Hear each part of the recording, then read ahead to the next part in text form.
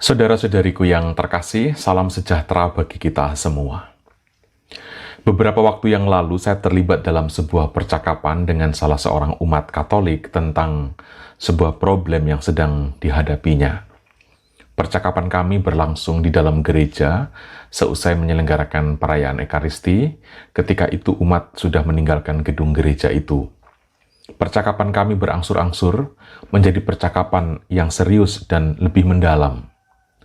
Sebagai gembala, saya merasa perlu ikut campur dalam hal-hal atau urusan-urusan kerohanian dari umat yang saya gembalakan.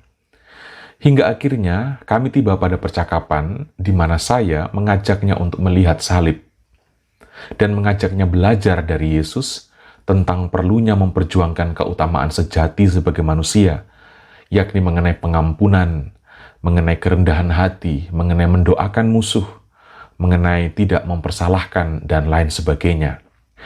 Namun, saya sangat kaget ketika sontak ia menjawab saya, bahkan sebelum saya sempat berhenti berbicara.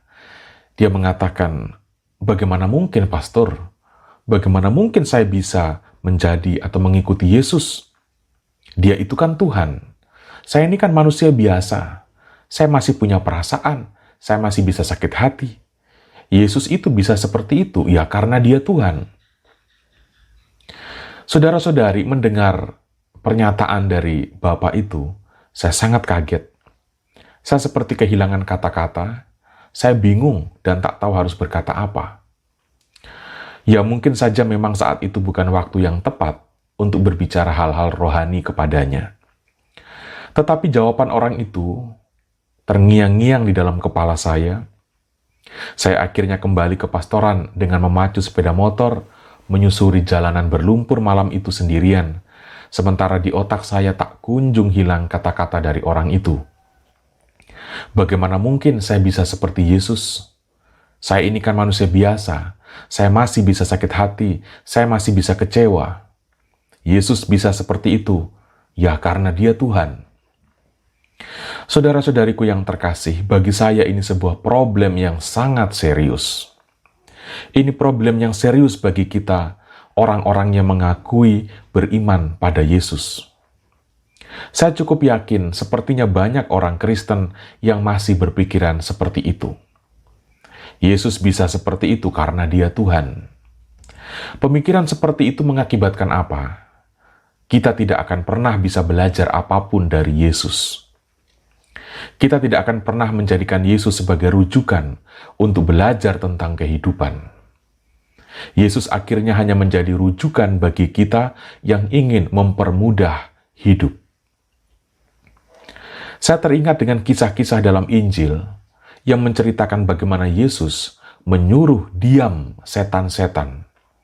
Sebab setan tahu siapa Yesus. Saudara-saudari, apakah salah memuji-muji atau menyebut-nyebut Yesus sebagai Tuhan? Tentu tidak salah, sebab memang Yesus adalah Tuhan. Namun perlu kita waspadai hal itu. Setan juga bisa mengajak kita untuk menyebut-nyebut Yesus sebagai Tuhan. Agar apa? Agar kita tidak melihatnya sebagai sungguh-sungguh manusia. Agar kita tidak melihatnya sebagai Allah yang sungguh-sungguh menjadi manusia yang sungguh-sungguh. Puja-pujian kita kepada Yesus sebagai Tuhan, sebagai anak Allah, sekali lagi perlu untuk kita waspadai agar kita tidak sampai terseret pada paham yang keliru tentang Yesus. Puja-puji yang tidak disertai dengan pengenalan yang benar akan Yesus, yang tak disertai dengan pemahaman yang benar akan misteri inkarnasi, bisa membuat kita hanya terfokus kepada ketuhanannya dan membuat kita tak lagi atau bahkan menolak untuk melihatnya sebagai sungguh-sungguh manusia. Akibatnya apa, saudara-saudari? Kita hanya akan melihat dan akan memahami Yesus sebagai Dia yang berkuasa, yang mampu memberi perubahan-perubahan serta kemudahan-kemudahan bagi hidup kita. Dan kita tak melihatnya sebagai sungguh-sungguh manusia sejati, tempat di mana kita seharusnya belajar untuk menjadi manusia yang sejati.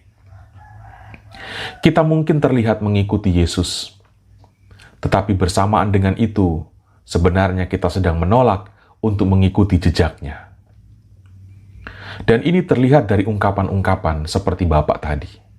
Saya ini kan bukan Tuhan, saya ini kan manusia biasa. Saya ini kan bukan Yesus. Yesus bisa mengampuni orang sedemikian hebat, ya karena dia itu Tuhan. Ini sebenarnya adalah pernyataan-pernyataan yang melecehkan misteri inkarnasi, yang melecehkan Natal. Pernyataan yang menganggap Allah berpura-pura menjadi manusia. Dia berpura-pura sakit, dia berpura-pura pikul salib, dia berpura-pura mati. Hal mana terlihat juga dari kita yang kalau berdoa membuat tanda salib, tetapi isi doa kita justru meminta supaya tidak mengalami salib. Berdoa di depan Yesus yang tersalib, tetapi meminta agar tidak mengalami salib. Karena apa? Yaitu, karena di dalam otak kita sudah termakan bisikan setan yang terlihat memuji dan memuliakan Yesus sebagai Tuhan, tetapi menolaknya sebagai manusia. Iman kepada Yesus hanya mungkin menjadi iman sejati ketika kita mau mengikuti jejak Yesus. Mengikuti jejak Yesus artinya kita memperjuangkan hidup seturut teladan hidup Yesus, menyatukan diri kita di dalam hidup Yesus itu sendiri. Kita harus kembali mengingat bahwa doktrin atau ajaran iman kita akan Yesus menyatakan Yesus itu sungguh Allah, sungguh manusia.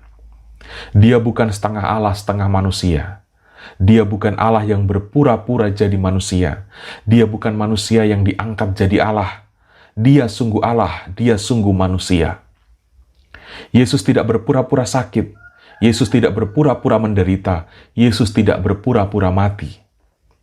Dia sungguh manusia sama seperti kita. Merasakan apa yang kita rasakan, mengalami apa yang kita alami. Justru karena Yesus itu sungguh manusia itulah, maka kita bisa belajar dan menjadikan dia sebagai rujukan bagi hidup kita, bagi hidup yang benar. Rujukan bagi kemanusiaan yang sejati.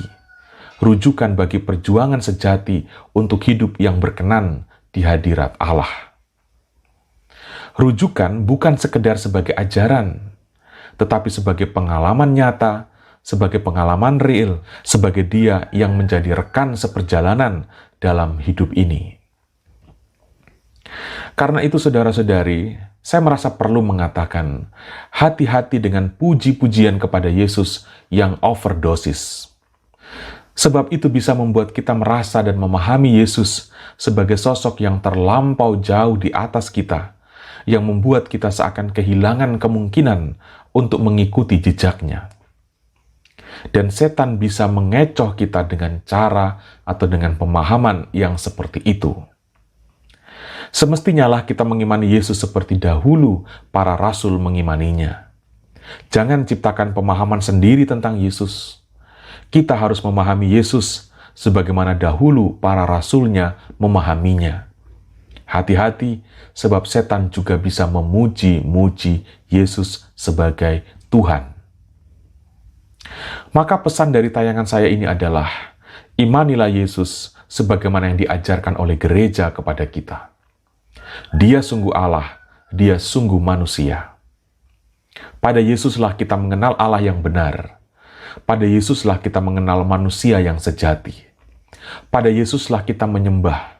Pada Yesuslah kita belajar untuk menjadi manusia. Pada Yesuslah kita mengenal misteri Allah. Pada Yesuslah kita mengenali identitas manusia. Jangan pernah lagi mengatakan, dia itu kan Tuhan, saya ini kan manusia, mana mungkin saya bisa seperti dia. Saudara-saudari, justru dia menjadi sungguh-sungguh manusia, sama seperti kita, tinggal di antara kita, mengalami nasib seperti kita, supaya kita memiliki rujukan yang jelas, memiliki teman seperjalanan yang nyata, memiliki tempat belajar yang sesungguhnya, tentang bagaimana mengusahakan hidup yang benar di hadapan Allah. Saudara-saudari, kita semua dipanggil oleh Yesus untuk mengikuti jejaknya, agar kita semua memiliki hidup seperti Dia. Agar sebagaimana Dia menyenangkan Bapa, demikian juga kita menyenangkan Bapa. Jadi kalau ada orang yang mengajakmu belajar dari Yesus Kristus, jangan pernah mengatakan, "Oh, mana mungkin, dia itu kan Tuhan, saya ini kan manusia." Pernyataan itu adalah pernyataan yang muncul dari setan, yang sedang menggiringmu untuk menolak menjadi seperti Yesus. Saudara-saudari, Tuhan Yesus memberkati kita semua.